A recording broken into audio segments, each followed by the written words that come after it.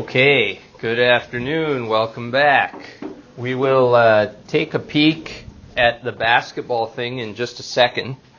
So that'll give you something to think about in a few minutes. I want to show you where we're at and where we're going here.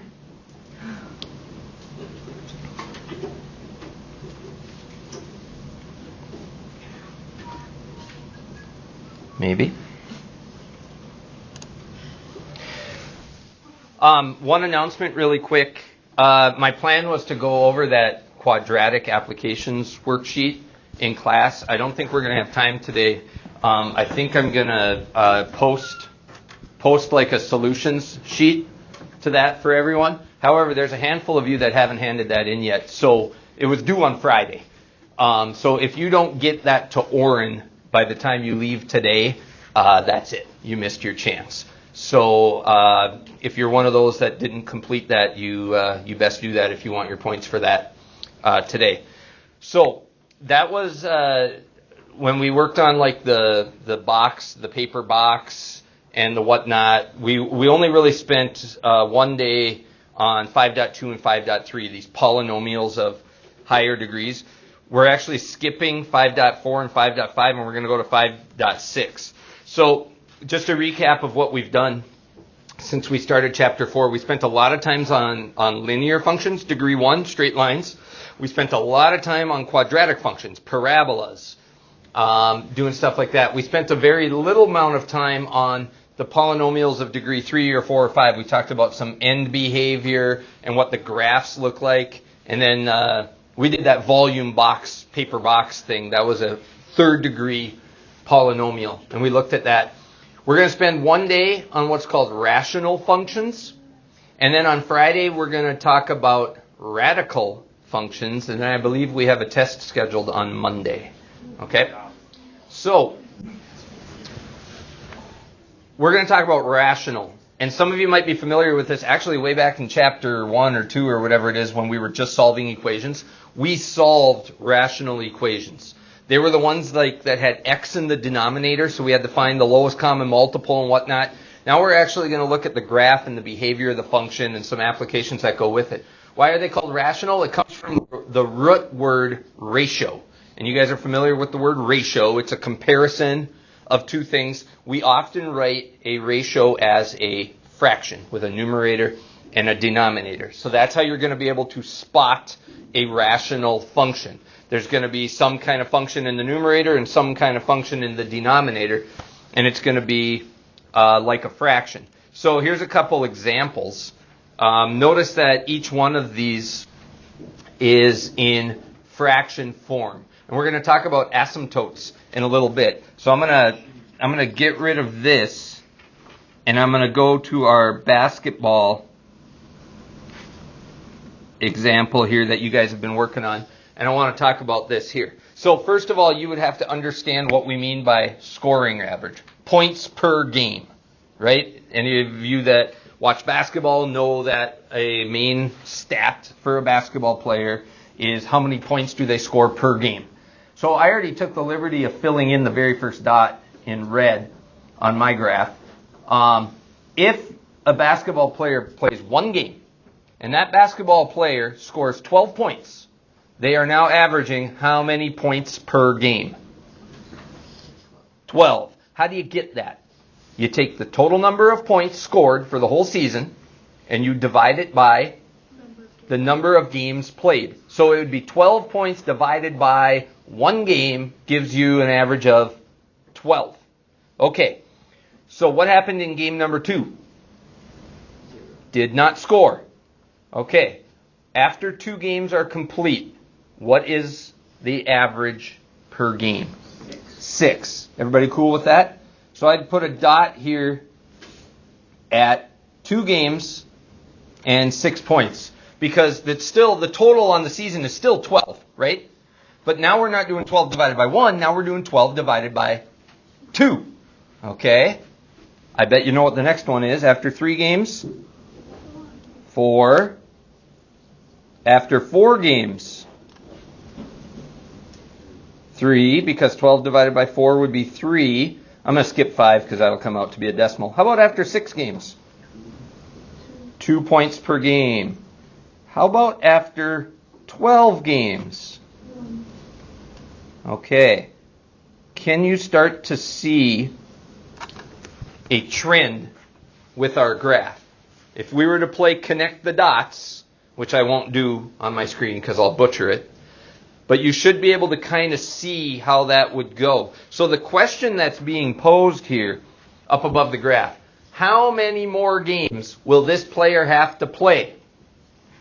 Assuming that he scores 0 points in game 13, game 14, 0, 0, 0, 0, 0, 0, okay? Until his scoring average finally reaches 0 points per game. So if I were to connect the dots and go like this, how far to the right do I have to go before I finally hit the x-axis and we hit 0 and the average is 0? He won't ever reach the x-axis. Katie says he won't ever reach the x-axis. Do you guys agree with that? Why not? Explain that to us, Katie. Because you can't divide 12 by anything to get 0. Right. Think about like a billion basketball games. What would the scoring average be then? Well, you still have 12 total points, and you've now played a billion basketball games. Does that equal 0? No, it's just really, really close to 0, right? Like it's 0.0000 something. But is it 0? No. So if this graph were to continue, it would get really, really close. Whoa. See why I don't do this? It would get really, really close to 0, but it would just kind of not quite get there, right? That's what we would call a horizontal asymptote. All right? It's a line that the graph is going to get really, really close to, but it's never going to get there. Let's think the other way now. Now, typically we don't do points per game in like halves or quarters. We usually just talk full games. But let's say this was a 4-quarter game, okay? Let's say that the player had 12 points at halftime. So now I'm moving to the left because we did one game at 12, right? What happens if I move to the left and I do half of a game? Halftime. If you have 12 points at halftime, what would we predict would be your points per game? 24, right? So do you guys, it's off the chart, right? 24 would be way up there. But do you guys agree that if this graph continued, it's going to go like this, and if I go to 1/2, I go all the way up to 24? Okay? What happens if you had 12 points at the end of the first quarter? 1/4 of the way through the game. Where would the graph go? 48, right? So if this graph continues like this, how far do we have to go over before it's finally going to hit the y-axis? It's not, because the y-axis would represent 0 games, meaning that we haven't even had the tip-off yet, right? So you can't, if you haven't played anything yet, you can't have something divided by 0, because we learned a long, long time ago in arithmetic that you can't divide by 0, right? If you have 0 in your denominator, you're undefined. So the horizontal asymptote on this guy would be the x-axis. The graph is never going to get to the x-axis. It's just going to get really darn close to it, right? The vertical asymptote on this guy is going to be the y-axis, okay? Because we know that we can't play 0 basketball games. So what's the formula? F of x equals what for my graph? How would I graph this if I wanted to punch it into my computer and get this? Very simple. Go ahead. 1 over x. It's not 1 over x, because we're going with our basketball example. It would be what over x? 12, because he scored 12 points. So this graph is 12 over x. It's a rational function, okay? And we've already identified where the asymptotes are going to be. So I'm going to go back to this PowerPoint really quick here. look at these three functions. Lost my eraser. Look at these three functions. Can you anticipate where a vertical asymptote is going to fall? The vertical asymptote on the basketball example was when x was equal to 0.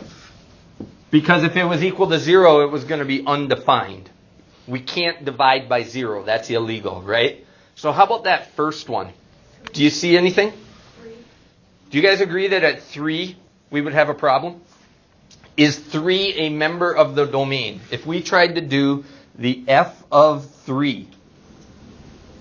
Whoops.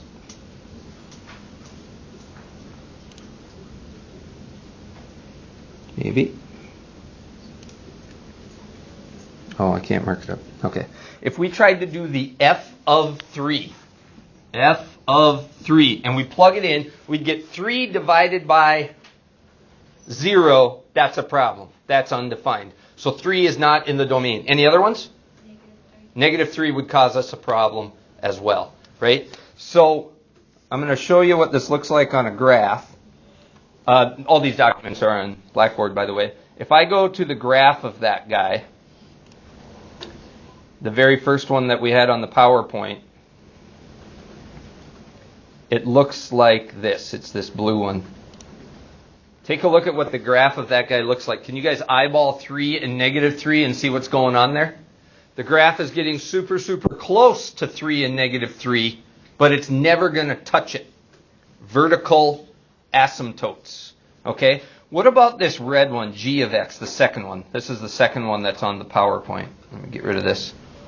Do you see any problems with g? Any values that are not going to be in the domain? 3 and negative 3 again. So I'm going to show you the graph of this guy. First, let's talk about 3. Do you guys agree that 3 is a vertical asymptote? Notice it's a little bit different, though. There's no vertical asymptote at negative 3. And it has to do with the numerator. Also, if you plug in negative 3, this is going to get to 0, and this is going to get to 0, and you're going to get to 0 over 0. Well, which one are you going to get to first? The 0 on the top or the 0 on the bottom? It gets into some calculus and whatnot. We don't need to go that deep. But is negative 3 part of the domain? Can I plug in g of negative 3? I'd get 0 divided by 0. Can I do that? Not with 0 in the denominator. So you can't see it, but there's actually what they call a hole in the graph. It's like the graph, it's like you'd be drawing it and you'd have to pick up your pencil and jump over negative 3 and then put your pencil back down and keep drawing it. That's what's going on. The only reason you can't see it is because negative 2.99999999999 is on the graph, and negative 3.000000001 is also on the graph. It's just that negative 3 is not on the graph. So it's such a small hole that your eyes can't even see it. Does that make sense? But if I had my computer try to calculate, if I punch in the g of negative 3, it tells me that it's undefined. It's not there.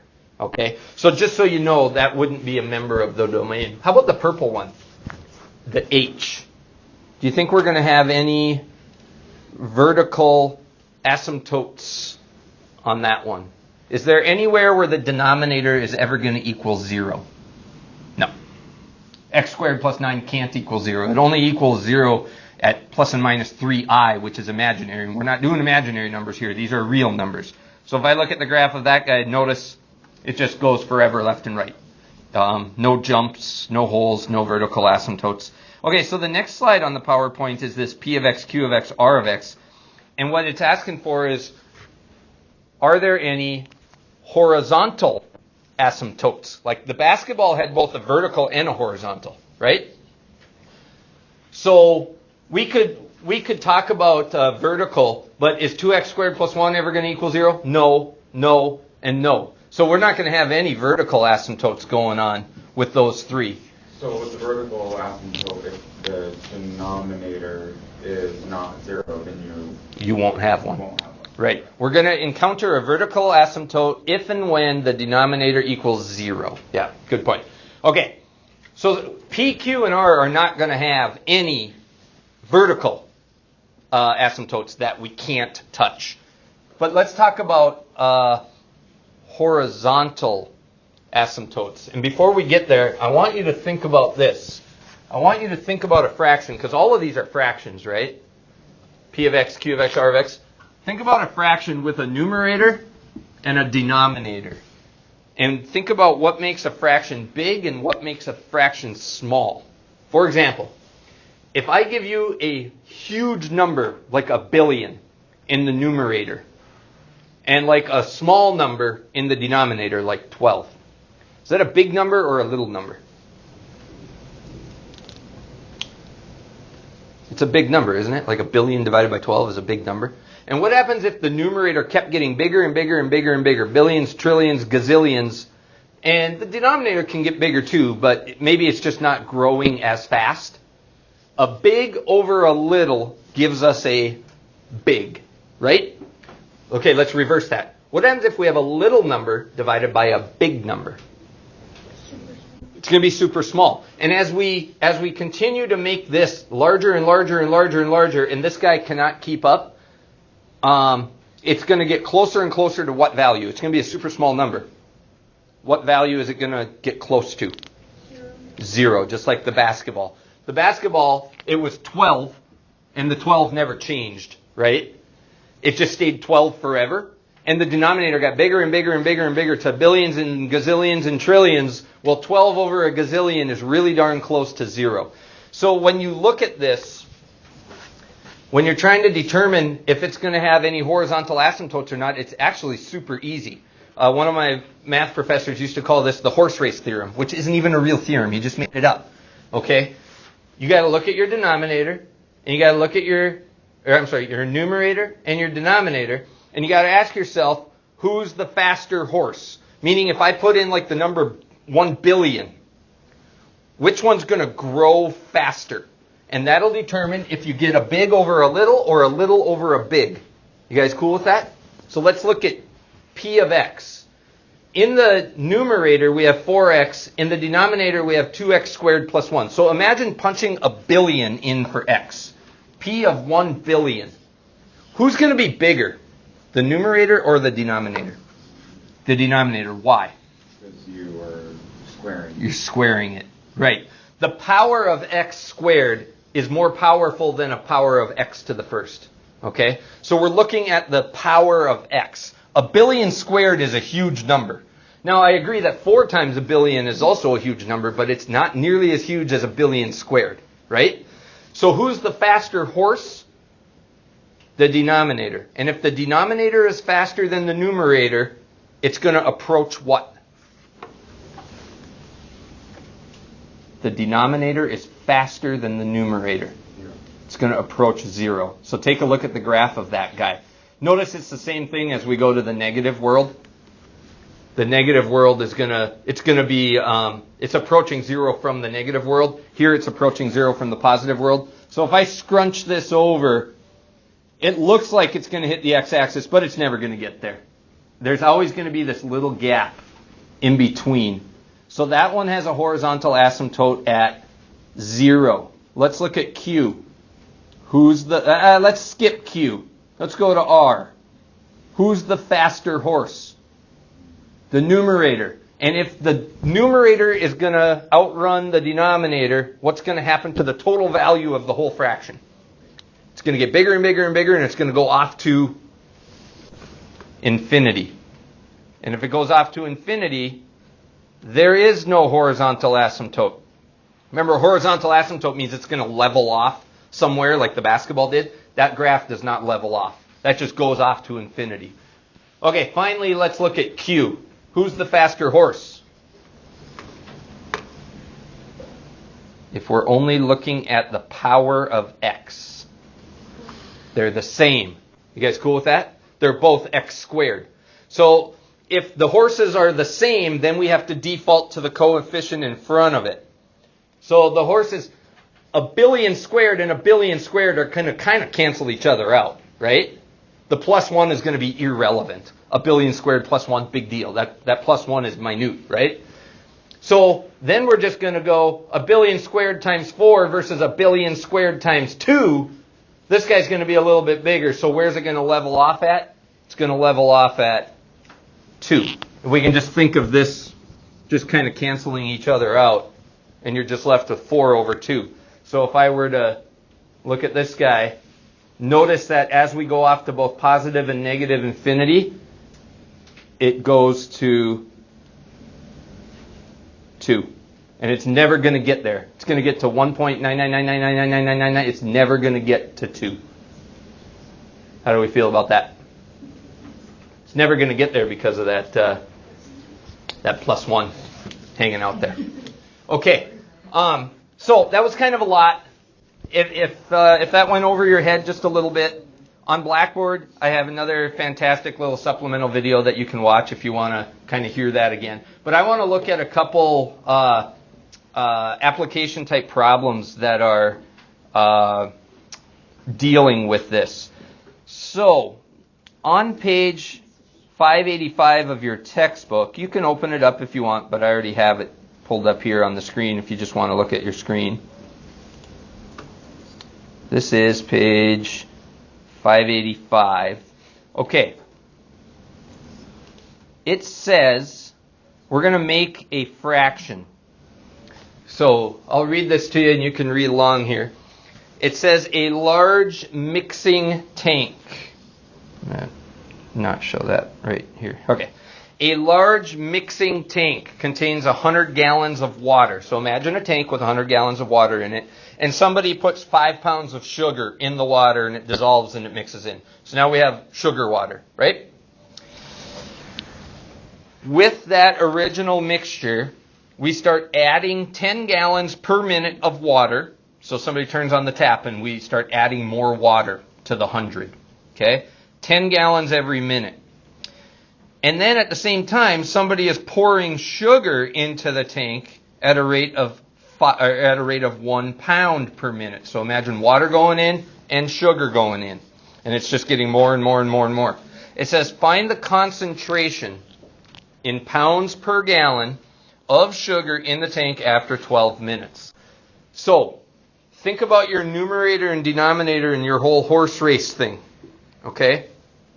If we want the concentration, it says find the concentration in pounds per gallon. Anytime we do something per, miles per hour, dollars per credit, anything that's per means divided by, right? Miles divided by hours. We're going to do pounds divided by gallons, pounds of sugar divided by gallons of water. So we're going to have a fraction. What's our numerator going to be? Our numerator is going to be sugar. What's our denominator going to be? Water. And sugar is in pounds. Whoa. Pounds. Water is in gallons. So before we even turned on the water and before we started adding more sugar, what did we start out with? How much water? Started out with 100 gallons, right? How much sugar did we start with? I think it was 5, wasn't it? Okay. So before we even turned on the water or started adding more sugar, we already have a ratio. We already have a concentration. What is it? It's 5 pounds per 100 gallons, or I could reduce that down to, 1 over 20? So the ratio is 1 pound for every 20 gallons of water. Okay. Now we're going to start adding sugar and we're going to start adding water. So what's our new numerator going to look like? We have to come up with a function, an equation. It's not going to be 5 anymore. It's going to be 5.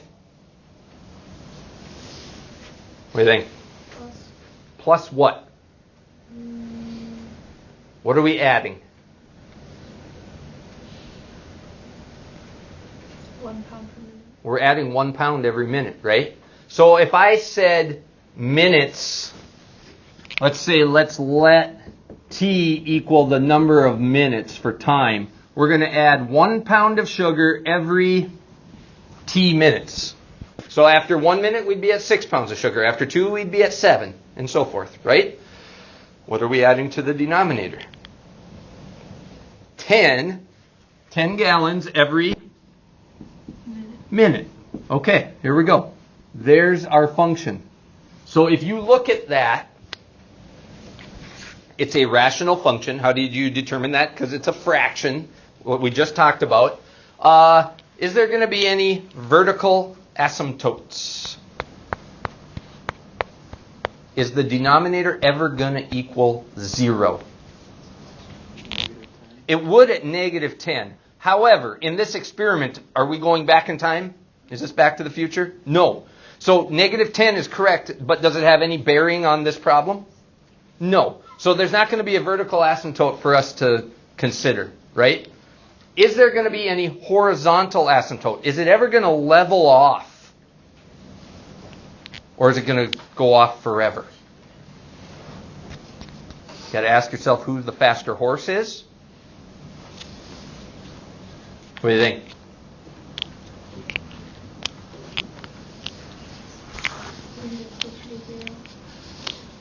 Why? Because the bottom is bigger than the top. The bottom is definitely bigger than the top as we start. Okay? But look at t. In the previous examples, we were using x. Now we're using t. Doesn't matter. What's the power of t in the numerator and the denominator? 1. They're both 1. Do you guys agree? So, if they're both t to the first power,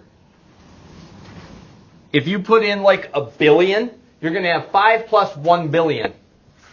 Right? And if you put something down here, you're going to have 100 plus 10 billion. Do you see as you go to billions and trillions and zillions that the 5 and the 100 really don't even matter anymore? They become irrelevant. There's such a small amount, right? So we can think of this 5 and 100, we can just ignore it. So if I go to a zillion or a trillion or whatever, I'm going to have 1 trillion over 10 trillion. 1 zillion over 10 zillion. Where is this going to level off at? What do we do when our horses are the same power? We default to the coefficient that goes in front of it. So where's it going to level off at? It's going to level off at 1/10. Okay? So if you want, I'll just show it to you. You can graph any of these that you want. As far as I'm concerned, being able to visualize it is very helpful. Let me make my font size bigger here. Now, when you do this, if I want to graph this on GeoGebra, it's tough to get a fraction bar in there. I just have to use my parentheses and my order of operations correctly. So I would go 5 plus 1t. I got to use x on GeoGebra. GeoGebra doesn't know what t is. You got to use x. So I go 5 plus x is my numerator. Notice I put it in parentheses, divided by, and then the whole thing needs to be in parentheses. 100 plus 10x. Okay? So there's my... Oh, did I screw that up? Should have been 10x. 10x. Okay, so there's my function. And now I just got to size my graph so it fits. So there's kind of what it looks like. Now, there's no vertical asymptote. We're cool there. Well, we said it was going to be at negative 10, but we don't care about that. We only care about this. Notice, does it look like it's going to eventually level off, or does it look like it's going off to infinity? I'm making x really big. I'm at 500 now. Now I'm at 1,000. It looks like it's leveling off, right? And we just said where it's going to level off at. It's going to level off at 1 over 10. 1 divided by 10 is 0.1. Here's 0.1. So if I just put in, I'll put the asymptote in there. If I go y equals 0.1, there's the line that it's never going to touch. My orange-red one here is never going to touch my black one. It's going to get super close to it, but it's never going to get there. Okay, so the question that they actually wanted us to ask, here they gave us, this is the water. This was my, the W1 was my denominator. The sugar was my numerator. If they would have said, what is the water per sugar? We just would have flipped it, right? Our numerator and denominator would have flipped. So here's my concentration. This is what I just graphed. 5 plus x over 10 plus x. The question they asked here is find the concentration after 12 minutes. So you could do this with your computer, you could do it with paper and pencil. If you want to know what's after 12 minutes, take your function and just plug in 12. So it'd be 5 plus 12 on the top, on the bottom, 100 plus 10 times 12, so you get 17 over 220, comes out to some decimal. And then the other part of the question said, is this amount more or less than it was at the beginning? Well, at the beginning, it was just 5 over 100, or 1 over 20. Well, 17 over 220 is actually less than 5 over 20, or more than 5 over 20. And we could see that by the graph that it's increasing, right? Our concentration will increase forever and ever and ever and ever and ever until eventually it's just going to level off at 10% or 0.1, and it's never going to grow past that number. Okay, I've been doing a lot of talking. How do we feel about the graphing the asymptote? Let me just have you try an example. I'm going to flash this up on the screen here. Let's do this. Try at 5.33. Just go ahead on a piece of scratch paper. If you want to open up your grapher and look at it on the graph, you can. Try to read this problem. I want you to set up a rational equation, a rational function that models this. Now they're asking us find the ratio at 1 p.m. You can solve that. But I want to see you get an actual function where I can give you any time, 1 p.m., 2 p.m., 2:45, whatever, and that you would have the formula there so you could just plug and chug your way to the answer. Okay? I'll let you work for a minute.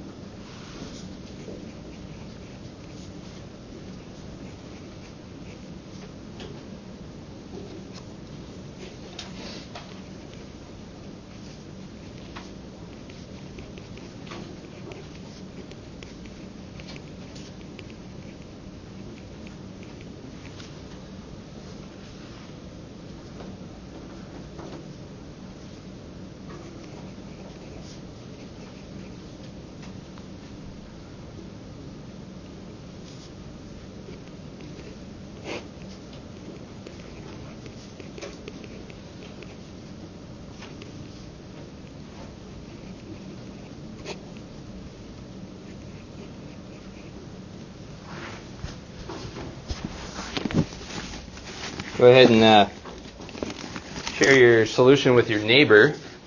See if they got the same thing you did.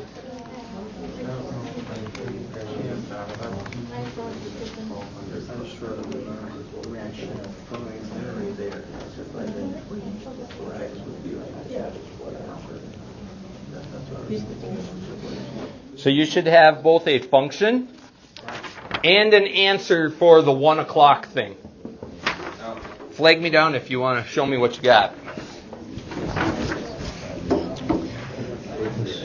Where did you get the 4 and the 3. I made it so the t equals 1 minute instead. Oh, So instead it's of easier. 15? Instead of 5, it's every 5. Oh, you did it every 5 instead of... Well, that's what it says. Isn't it every 5. Well, 15 leave every 5. Oh, every 5. Oh my gosh, I misread the problem. Thank you, Katie. Never mind, I'm not ready to look at your solution yet. Teachers aren't supposed to make mistakes, are they? What? 20 arrive every 5 minutes, 15 every... yes, okay. Every 5-minute interval. So, then I've got 12 and 12. Oh boy. 1440. It's 180.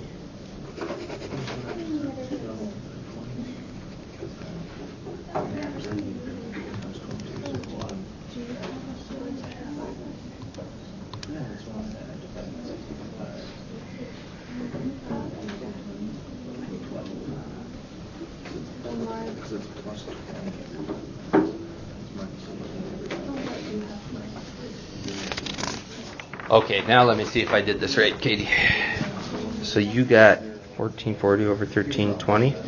Okay, so you did where t is equal to every 1 minute. I made it minute so instead. 20 divided by 5. Yeah. Okay, that works. That's clever.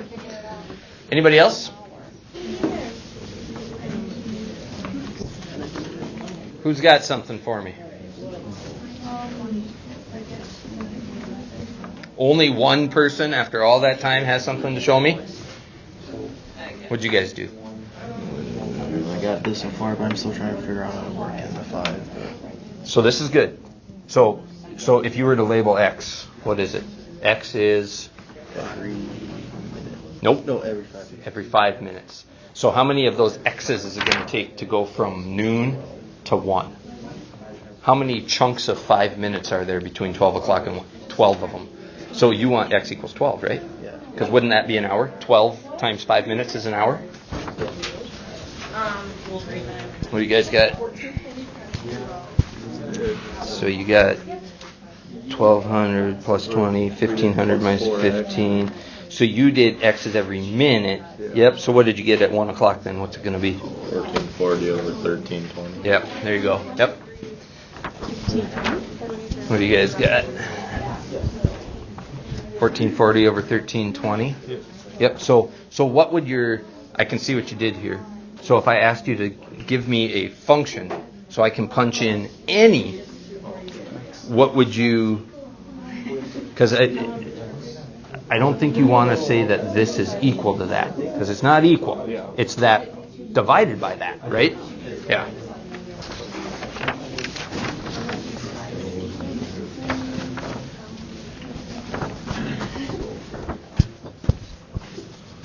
$1,200 plus 20, 1,500 minus 15. Very nice.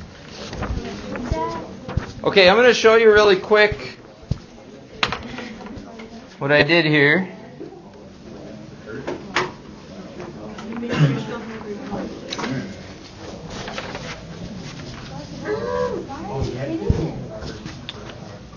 Do you guys agree that before we even started, right at noon, there was 1,200 freshmen and there was 1,500 sophomores? Right? So the ratio is 12 to 15, 4/5, whatever. Okay? What then starts to happen? The freshmen are going to go up. The sophomores are going to go down. The freshmen are going to go up 20 every 5 minutes. So there's two different ways to look at this. I wrote 20x and minus 15x, but I let my x equal the number of 5-minute increments. So if x is 1, that's worth 5 minutes. If x is 2, that's worth 10 minutes. And so forth, right? Katie and a couple others that I walked around said, you know what? I'm going to make it 1,200 plus 4x And then instead of letting x equal a 5-minute interval, you're just letting x equal every minute. Does that make sense? Do you see how you can do it both ways? It depends on how you're going to label your x. If you wanted to do it per minute, then it's 4 per minute, and then this would be 3 per minute. So I'd change this to a 4 and a 3 if I were to let x equal number of minutes. It doesn't matter how you do it. So I think the middle way too, but I was thinking about it, like, what if like all the people showed up on the 5-minute mark? Like, Yeah, you're right. That would foil Katie's plan that way, right? So when it says 20 freshmen arrive every 5 minutes, does that mean over the span of 5 minutes they filtered in? Or did they, right at the 5-minute mark, all 20 of them jumped in the gym right at that second? We don't know, right? I mean, they didn't specify, but you're right. Yep. So how would I figure out what it's going to be at 1 o'clock? Well, if we were doing it per 5 minutes like I was doing it, how many 5-minute chunks does it take to do an hour? It'd be 12 of them, so I'd have to plug in 12. And if I plug in 12, it came out to be 12 over 11 if you reduce it. Okay? So the idea is to be able to set up the fraction and then be able to understand what the numerator means, what the context is, and understand what the denominator means at the same time. So, your only assignment, I shouldn't say your only assignment, you guys know that you have ongoing assignments all the time, and those are those OpenStax quizzes, which you would have to have all of Chapter 4 and 5 done by the time you come back on Monday. If you have not handed in that quadratic applications worksheet, you best talk to Oren right as you leave here. This worksheet, it's just one problem. It's got, it's a rational problem similar to like the sugar, water, and whatever. I want you to come up, answer all the questions there, and then sketch yourself a little graph on the back with your pencil. So grab one of these on your way out, and we'll see you on... No, you can keep your basketball sheet. I'll give you points for your bell work for being here today. you want to get the bell work? Nope. You can keep it as part of your notes. What was the other thing?